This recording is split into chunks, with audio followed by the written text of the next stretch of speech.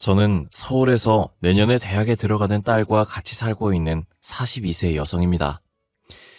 오늘 작심하고 글을 올리는 이유는 세상에서 가장 악독하고 파렴치하며 인간 말종 같은 두 남자에 대한 이야기를 여러분들에게 들려드리기 위해서예요. 그중 한 명은 제 전남편입니다. 그 인간들 때문에 저는 가정이 파탄이 나버렸고 말할 수 없이 큰 정신적인 충격을 받았어요. 3년이나 지났지만 지금 돌이켜 생각해봐도 어떻게 인간이 그런 끔찍한 짓을 저지를 생각을 할 수 있는지 무서워서 온몸에 소름이 끼칠 지경입니다. 제 사연을 듣고 나면 여러분들도 치가 떨릴 정도로 분한 마음이 들 거라고 생각합니다. 결혼 전에는 전혀 몰랐지만 전 남편이 어떤 인간인지 알게 되면서 그 인간과 같이 사는 동안 늘 무서워서 두려움에 떨어야 했죠. 악마와 동거를 해도 이보다는 나을 거란 생각이 들 정도로 하루하루가 지옥 같은 삶이었습니다. 그럼 이제 인간 말종 같은 두 남자로 인해 비참했던 제 결혼 생활 이야기 해보겠습니다. 저는 대학에 들어가서 가입한 동아리에서 남편을 만나게 되었어요. 아직 철이 없던 신입생 시절 저는 한 해 선배인 남편을 보고 첫눈에 반하고 말았어요.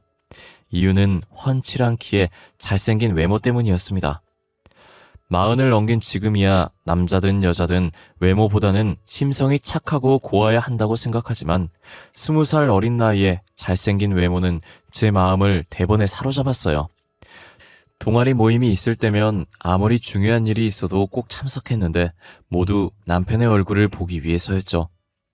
그렇게 1년 정도 혼자 짝사랑했지만 고백은 엄두도 내지 못하고 소가리만 하고 있었는데 2학년이 되어서 남편과 가까워지는 결정적인 사건이 터졌습니다.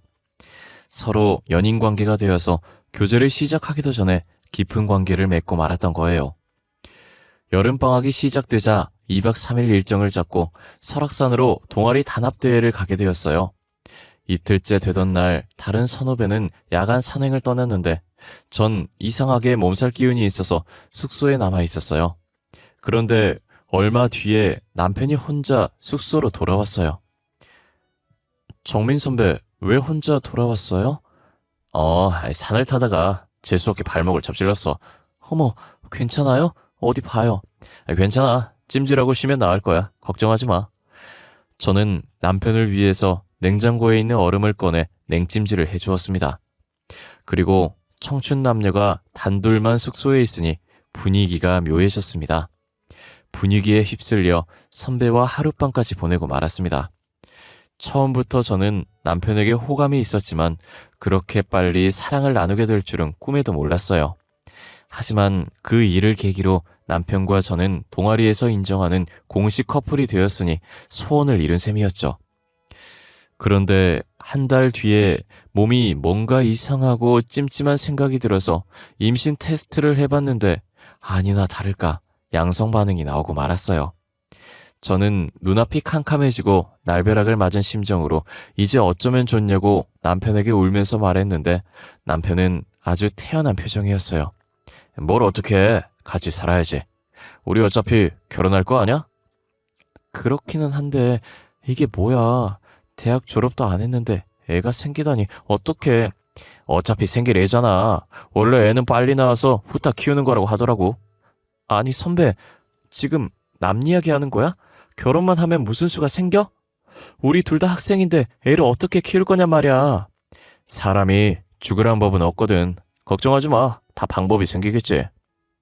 걱정이 늘어진 저와는 반대로 남편은 뭐가 그리 좋은지 싱글벙글 천하태평이었어요. 그래도 자기가 저지른 행동을 피하지 않고 당당하게 책임을 지겠다는 남편을 보니 이 남자라면 평생 같이 살아도 되겠다는 믿음이 갔어요. 얼마 뒤에 저는 인사를 드리러 시댁에 갔습니다. 혼전 임신을 아는 시아버지는 제가 인사를 드려도 얼굴을 휙 돌려버리셨어요. 그리고 남편에게 짜증을 내시는 겁니다. 호적에 잉크도 안 마른 놈이 어디서 못된 것만 배워서 애부터 만들어? 아주 잘하는 짓이다. 시아버지의 말에 저는 부끄러워 얼굴이 달아올라 고개를 숙였는데 시어머니가 나섰습니다. 이게 전부 당신 닮아서 그런 거라고요. 꿈 많은 처녀였던 나를 임신시켜서 인생을 완전히 망친 사람이 누군데 그래요? 그때하고 지금하고 세상이 같아? 옛날에야 손이 귀하니까 애부터 만들었지만 요즘 덮어놓고 임신부터 하는 사람이 누가 있어? 시끄러워요. 아무튼 다른 사람은 몰라도 당신은 세기 임신을 따질 처지가 아니에요. 알았어요? 나 원참. 시어머니가 확실하게 못을 박자 시아버지도 무안해서 헛기침을 하시더니 입을 다물고 말았어요. 시어머니도 혼전 임신으로 남편을 가졌던 거예요. 내가 정민이 놈만 안 생겼어도 저런 날건달 같은 인간하고 살맛대고 사는 끔찍한 일은 없었을 텐데. 아휴, 내 팔자야. 시어머니는 그 아버지의 그 아들이라는 말처럼 남편도 대를 물려 결혼 전에 애부터 만들었다고 하시면서 제 손을 잡고 따뜻하게 웃으셨어요. 애야, 아무 걱정하지 마라. 철없는 불장난이지만 이왕 벌어진 일 애 낳고 잘 살도록 해라. 내가 도와줄 테니 대학 공부도 포기할 생각하지 말고 계속 하거라. 알았지? 네, 어머님, 감사합니다. 정민이 놈이 아직 철이 없고 망나니 같아서 걱정이다만 힘든 일 생기면 뭐든지 나하고 의논해서 해결하도록 해라. 시어머니의 말을 들으니 앞날이 걱정되어서 무거웠던 마음이 조금은 가벼워지고 자신이 생겼습니다. 양가 부모님들은 제 배가 눈에 띄게 불러오기 전에 식을 올려야 한다고 생각하셔서 서둘러 결혼식을 올렸고 저는 대학도 졸업하기 전에 딸을 낳고 유부녀가 되었어요. 막상 결혼을 하고 시댁에서 얻어준 아파트에 전세로 들어가서 신혼을 시작했지만 둘 다 학생 신분이라 생활비 마련이 걱정되었죠. 하지만 시어머니가 저희들의 스폰서를 자처하고 나섰습니다. 아가, 너하고 정민이 대학 졸업할 때까지는 내가 생활비 보태줄 테니까 걱정하지 말고 넌 공부를 계속하면 된단다. 시어머니는 제게 매달 생활비를 주시면서 대학 공부를 계속하라고 격려해 주셨고 아직 젖먹이인 딸을 낮 시간 동안 맡아서 돌봐줄 것도 직접 알아봐 주셨어요. 시어머니의 깊은 배려와 자상함에 전 마음이 울컥해져서 감격의 눈물을 흘렸습니다. 어머님, 정말이지 너무 감사드려요. 졸업하면 취직해서 지금까지 받은 은혜 전부 갚아드릴게요. 아유, 그래. 난 너를 며느리라고 생각해 본 적이 한 번도 없다. 내 딸 자식으로 생각하고 있어. 그러니 부담 가지지 말고 내 도움이 필요하면 언제든지 말하거라. 생활비를 시댁에 의존하고 있으니 시어머니와 자주 만나게 되었죠. 저를 만날 때마다 시어머니는 신세한탄처럼 어떻게 시아버지와 결혼을 하게 되었는지 귀에 못이 박히도록 들려주었어요. 아휴, 무슨 놈의 팔자가 이렇게도 사나운지. 내가 저런 백수건달 같은 인간을 만나서 살부치게 살게 될 거라고는 상상조차 해본 적이 없었는데. 아휴, 내 팔자야. 시아버지는 젊은 시절부터 일은 하지 않고 거의 백수로 지내면서 술과 여자로 방탕한 생활을 해왔다고 해요. 둘은 어려서부터 같은 동네에서 살아서 친하게 지내는 오빠와 여동생 사이였고 중고등학교를 다닐 때는 불량한 애들이 시어머니를 괴롭히고 돈을 빼앗거나 하면 어김없이 시아버지가 나서서 그 애들을 혼내줬다고 하네요. 시아버지는 당시 학교에서 1등 그룹에 속해 있었다고 해요. 공부는 거의 전교 꼴찌 수준이었지만 싸움 실력은 전교에서 10손가락 안에 들 정도였다고 하더라고요. 그런 시아버지가 든든하고 믿음직스러워서 친오빠처럼 의지하면서 지냈지만 시어머니의 집안에서는 당연히 학교에서 말썽만 피우고 다니는 시아버지와 가까이 지내는 걸 탐탁지 않게 생각하셨죠. 주연아, 저런 날건달 같은 놈하고는 상종을 하지 마라. 될성 싶은 나무는 떡잎부터 한다고 지금도 공부는 안중에도 없고 늘 사고만 치고 다니는데 분명히 건달로 지낼 거야. 엄마, 종철이 오빠를 너무 싫어하지 마. 알고 보면 착하고 순진해. 뭐야? 주연이 너 설마 그놈 좋아하는 거야? 그냥 좋아하는 동네 오빠일 뿐이야. 너 혹시라도 이상한 생각하면 절대로 안 된다. 걱정하지 마. 나도 종철 오빠랑 결혼할 생각은 조금도 없으니까. 엄마의 걱정에 시어머니는 결혼할 것도 아닌데 친하게 지내면 어떠냐고 하면서 대수롭지 않게 여겼다고 해요. 고등학교를 졸업한 시어머니는 대학을 가지 않고 장사를 시작하셨다고 합니다. 여자가 대학은 나오면 뭐하니? 그저 빨리 사회생활하면서 돈이나 모으다가 좋은 남자 만나서 시집이나 가는 게 최고야.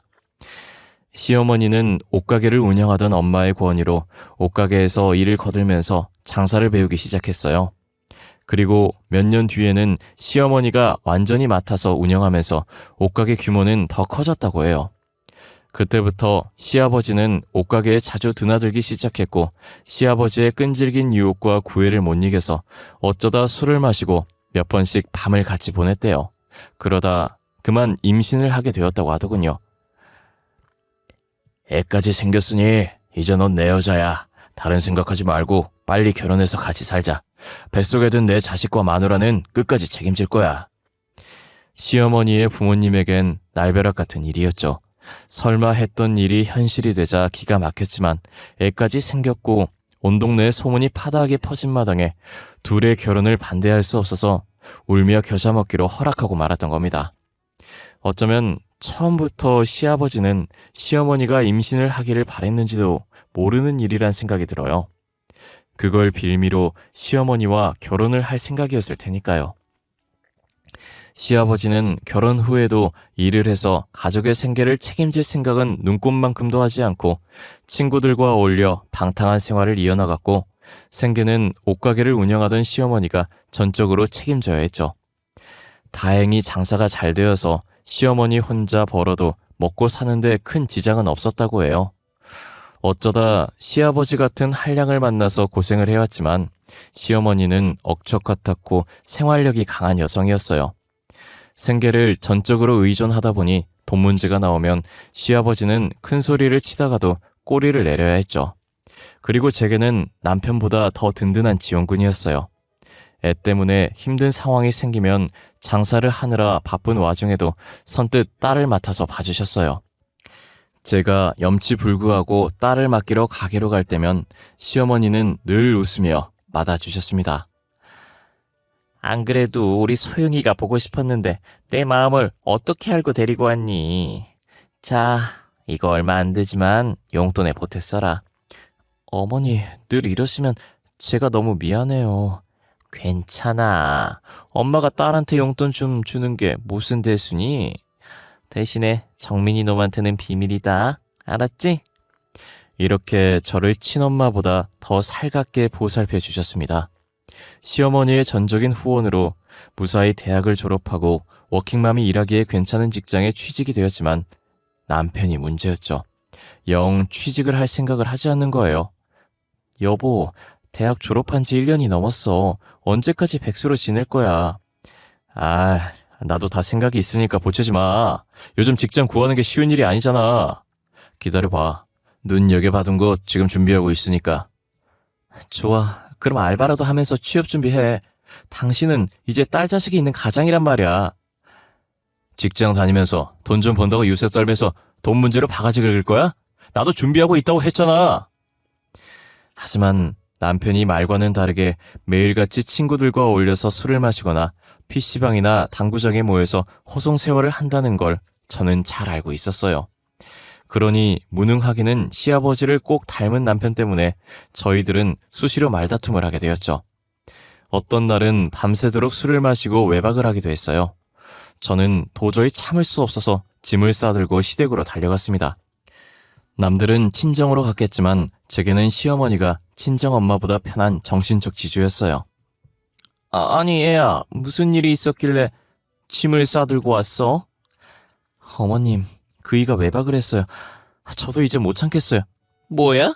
이런 미친놈 같으니 내가 홍구멍을 단단히 내주마. 시어머니는 바로 남편을 불러서 호통을 치면서 쥐잡듯이 닥달을 했고 남편은 고양이 앞에 쥐처럼 꼼짝 못하고 잘못했다고 빌었고 다시는 외박을 하지 않겠다는 각서를 썼습니다. 남편과 불화가 생기면 시어머니는 언제나 제 편을 들어주셨어요. 그런데 얼마 후에 남편이 제게 숨기고 있던 비밀을 알게 되었어요. 남편이 저 몰래 1,000만 원을 대출받아서 스포츠 도박으로 탕진해버린 겁니다. 당신 뭐 하자는 거야? 백수 주제에 빚을 내서 도박을 해? 말이 된다고 생각해? 그게 심심풀이로 하다가 그만. 앞으로 안 할게. 그러면 되잖아. 남편은 미안한 기색도 없이 변명을 늘어놓았고 저는 화가 치밀어서 시어머니에게 달려갔습니다. 사정을 들은 시어머니도 머리끝까지 화를 내셨어요. 이런 천하의 못된 놈 같으니 놀고 먹으면서 마누라한테 얹혀 사는 주제에 몰래 빚을 내서 도박을 해? 엄마 그런 게 아니야. 곧 취직해서 다 갚을 거라니까. 시끄러워. 뭘 잘했다고 변명을 늘어놓는 거야? 당장 일자리 잡아서 빚을 갚든지 나하고 모자 관계 끊고 의절하든지 양자택일해. 뭐? 의절이라니. 엄마 말이 너무 심하잖아. 이 녀석이 지금 내가 농담하는 줄 알아? 시어머니의 단호한 태도에 기가 질린 남편은 눈물까지 보이면서 백수생활 청산을 단단히 약속했어요. 그리고 며칠 뒤에 선배의 소개로 오토바이 배달 일을 시작했습니다. 아, 힘들어. 다리 아파 죽겠네. 아우, 대학까지 나와서 이 짓을 해야 해? 남편은 일을 마치고 집에 오면 힘들어 죽을 지경이니 시어머니에게 말해서 일 좀 그만하게 해달라고 사정을 했지만 저는 못 들은 척했죠. 정 일하기 싫으면 직접 찾아가서 말씀드려. 그랬다가는 엄마한테 맞아 죽어. 그럼 입은 꾹 다무시고 계속 일하세요. 운동도 되고 얼마나 좋아. 아유, 진짜. 당신은 내가 골병 들어서 죽으면 좋아? 남편은 날마다 징징거렸지만 시어머니가 무서워서 감히 일을 그만두지 못했어요. 가장이 마음 잡고 일을 하니 이제야 집안이 제대로 돌아가는 것 같았어요. 남들처럼 평범한 일상을 보내는 사이에 딸아이도 탈없이 쑥쑥 자라서 고등학교 진학을 눈앞에 두게 되었죠. 그때 날벼락 같은 일이 찾아왔어요. 시어머니가 치매 진단을 받은 겁니다. 얼마 전부터 이상 행동을 하던 시어머니가 걱정이 되었어요. 늘 다니던 곳에서도 길을 잃어버리기도 하고 제가 묻는 말에 앞뒤가 전혀 맞지 않는 동문서답을 하기도 했어요. 그래서 병원으로 모시고 가서 검사를 받았는데 치매 초기라고 하더라고요. 그때부터 저는 치매에 좋다는 약을 백방으로 수소문했고 다니던 직장도 그만두고 옆에 붙어서 시어머니를 보살펴드리기 시작했어요. 하지만 시간이 지나면서 시어머니의 치매 증상은 점점 심해졌습니다. 이년아! 아직 밥도 안 차리고 뭐하고 있는 거야? 어서 밥 가져와. 어머니, 방금 전에 식사하셨잖아요. 누가 밥을 먹어? 난 안 먹었다. 네가 먹었지? 내 밥을 네가 다 먹었지? 어머니, 제발 이러지 마세요. 치매가 심해지자 시어머니는 식탐이 많아졌고 성격이 완전히 변하셨어요. 그렇게 저를 다정하게 여기면서 딸처럼 대해주시던 모습은 온데간데 없이 사라지고 저만 보면 험한 욕을 하고 거친 태도로 투정을 부렸습니다. 마치 변덕이 죽 긁듯 하는 서너 살 어린애를 대하는 것 같았어요. 하지만 모든 게 치매 때문이었기에 저는 꾹 참고 정성을 다해서 보살펴드렸습니다. 그런데 그때부터 시아버지의 수상한 행동이 시작되었어요. 시어머니가 치매로 정신이 오락가락하자 시아버지는 눈치를 보지 않고 아예 대놓고 젊은 여자와 어울려 바람을 피우고 다니시는 겁니다. 시아버지는 제가 보는 앞에서도 거리낌 없이 내연녀와 전화통화를 하면서 사랑한다느니 보고 싶어 미치겠다는 어이가 없는 말을 했어요. 아버님, 지금 뭐 하시는 거예요? 어머님이 치매라는데 걱정을 하기는커녕 다른 여자를 만나는 게 말이 되냐고요. 너야말로 시애비한테 뭐하는 짓이야? 난 아직 팔팔한데 노망난 마누라 똥수발이나 들어야 직성이 풀리겠냐? 정신 나간 마누라 때문에 내 인생까지 망칠 생각은 절대 없다. 시어머니는 죽든 살든 자기는 마음대로 즐기면서 살겠다는 시아버지의 어처구니 없는 말과 행동에 저는 기가 막혀서 넋이 나갈 지경이었죠. 더구나 남편은 모든 걸 알고 있었지만 그게 무슨 대수냐는 반응을 보였어요. 남자 말이야. 나이가 들어도 여자가 필요한 법이야. 엄마한테는 안 될 일이지만 아버지도 인생이 있는 거잖아? 뭐 엄마 수발은 당신이 알아서 해야 하는 거고. 남편은 은근슬쩍 시어머니를 돌보는 일은 제 몫으로 만들어 버렸어요. 사실 남편은 시어머니가 치매 진단을 받고 성격이 달라진 후로 시댁에는 발길을 끊어버렸어요. 엄마가 아프다는데 아들이란 인간이 어쩌면 저렇게 태어나고 무심한지 혀를 내두를 지경이었어요. 그것 때문에 여러 차례 남편과 다투고 싸웠지만 남편은 귀를 딱 막고 제 말을 듣지 않았습니다. 시아버지와 남편은 시어머니를 제게 떠넘기고 외면해버렸죠. 저는 그동안 시어머니에게 받았던 고마움과 사랑을 되갚을 기회라고 생각해서 힘들고 어려워도 웃으려고 애를 쓰면서 시어머니를 돌봐드렸습니다. 시어머니의 치매기는 예측이 불가능한 주식시장처럼 오락가락했습니다. 어떤 날은 예전의 모습 그대로 정신이 또렷했다가 또 어떤 날은 오물이 묻은 기저귀를 제게 던지면서 욕을 하기도 하셨어요. 그럴 때는 정말이지 참담한 심정이었지만 눈물을 꾹 참으며 뒤처리를 해야 했어요. 얼마 후에 저는 시아버지의 내연녀와 대면을 하게 되었어요. 재아가, 오늘 4시 애미 상태는 어떠냐? 오늘은 괜찮으세요. 방금 잠이 드셨어요. 그러면 집 앞 카페로 잠깐 나오거라. 내가 기니 할 말이 있다. 카페로 나가보니 제 또래로 보이는 젊은 여자가 시아버지의 옆에 딱 붙어서 다정하게 팔짱을 끼고 앉아 있었어요. 서로 인사해. 앞으로 자주 볼 사이니까. 반가워요. 치매에 걸리면 친자식도 내다 버린다는데 고생이 많겠어요. 그녀는 시아버지의 내연녀였고 저하고는 겨우 3살 차이밖에 나지 않았어요. 시아버지는 딸보다 어린 내연녀와 딱 붙어서는 뭐가 그리 좋은지 입이 귀에 걸려서 연신 웃고 있었습니다. 그런 꼴을 보니 저는 기분이 상해서 빨리 자리에서 일어나고 싶은 생각밖에 나지 않았어요. 무슨 일로 보자고 하셨어요? 그게 말이다. 아무리 생각해봐도 네 시애미를 요양원에 맡기는 게 좋을 것 같구나. 겉으로는 제가 너무 힘드니까 시설이 괜찮은 곳에서 치료를 받게 하자는 것이었죠. 하지만 속셈은 다른 데 있다는 걸 저는 잘 알고 있었어요. 걸리적거리는 시어머니는 요양원에 가둬버리고 내연녀를 아예 집안에 끌어들여서 살림을 차리겠다는 속셈이었죠. 저는 절대 그런 짓은 할 수 없다고 맞섰습니다. 아버님, 조강지쳐 버리고 잘된 사람 하나 없어요. 아내는 치매에 걸려있는데 딸 같은 여자와 바람이나 피우고 부끄럽지도 않으세요? 다시는 그런 말 하지 마세요.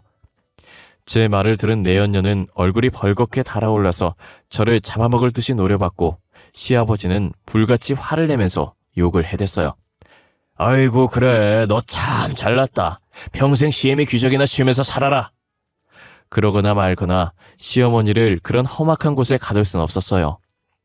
예상대로 제가 알아보니 시아버지가 말한 요양원은 무허가 시설 요양원이었고 병원이 아니라 거의 치매 환자들을 죽을 때까지 가둬두는 감옥이었어요.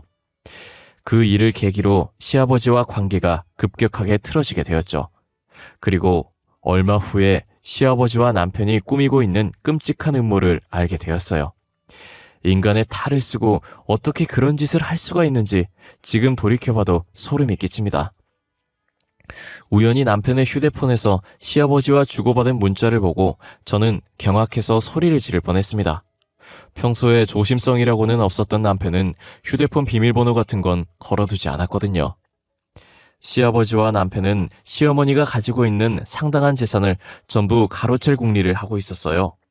의사를 구워 삶아서 중증 치매 진단서를 받아서 금치산자 판결을 받아낼 생각이었어요. 시어머니가 어느 정도 재산을 가지고 있다는 건 알고 있었는데 제 생각보다 상당히 많았습니다.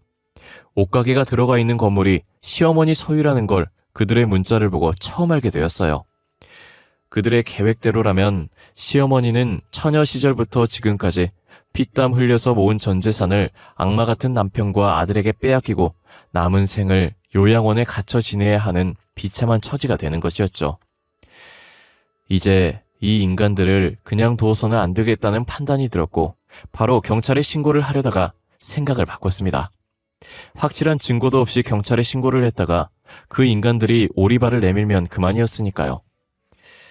곰곰이 생각을 하다가 저는 호랑이를 잡으려면 호랑이 굴로 들어가야 한다고 마음을 먹었습니다. 여보, 아무래도 안 되겠어. 어머니 요양원에 모시자. 뭐? 죽어도 안 된다고 반대하더니 당신이 웬일이야? 나도 사람이야.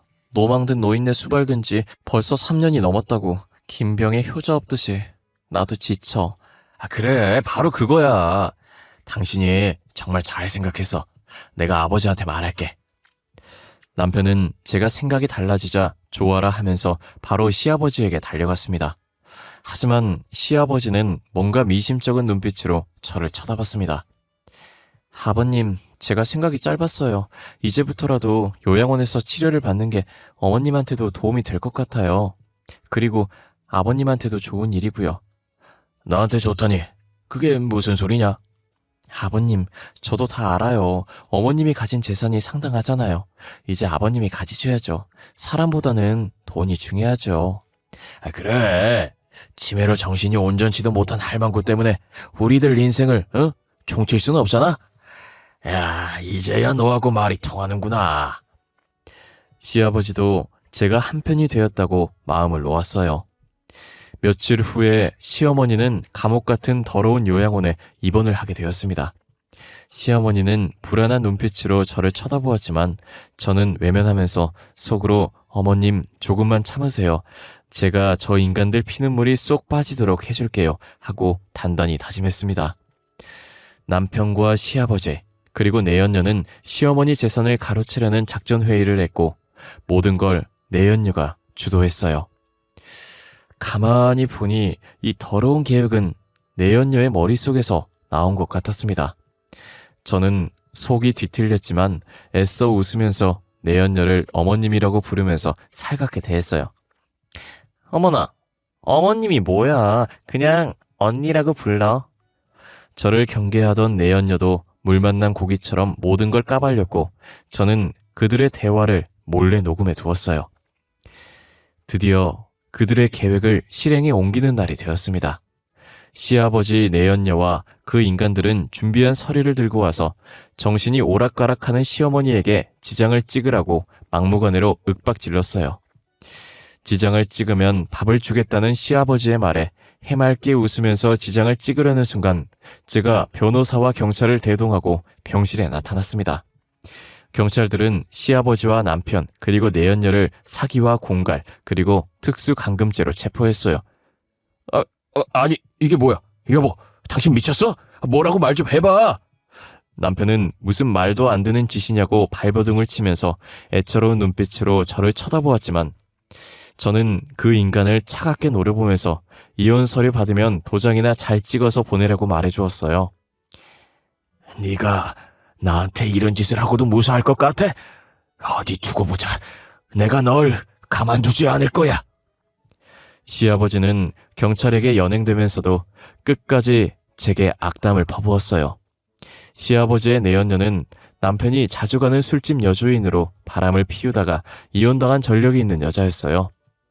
남편을 통해서 시어머니에게 상당한 재산이 있다는 말을 듣고 남편과 짜고 돈에 눈이 멀어서 시아버지를 홀렸던 거죠. 지금 시어머니는 호텔 같은 시설과 전문 의료진이 있는 좋은 요양병원에서 잘 지내고 계십니다. 의료진들이 정성을 다한 덕분에 치매 증상은 많이 호전되셨어요. 다만 한 가지, 시어머니는 저를 딸로 생각하고 계세요. 그건 아무래도 좋다고 생각해요. 전 이미 그녀를 친엄마로 생각하고 있고 끝까지 딸처럼 보살피면서 지낼 작정이니까요. 신문이나 뉴스에서 심심치 않게 보험금을 노리고 남편을 죽이려고 했다든지 돈 문제로 친족끼리 칼부림을 했다는 기사를 볼 때마다 세상이 미쳤다는 생각이 들곤 해요. 아무리 사는 게 어렵고 힘들어도 최소한 인간으로서 지켜야 할 도리는 하고 살아야 한다고 생각합니다. 여러분들도 돈에 눈이 멀어 인간의 도리를 저버리는 일이 없기를 바랍니다. 긴 글 읽어주셔서 감사드리며 오늘도 행복한 꿈 꾸시고 건강하시길 바래요.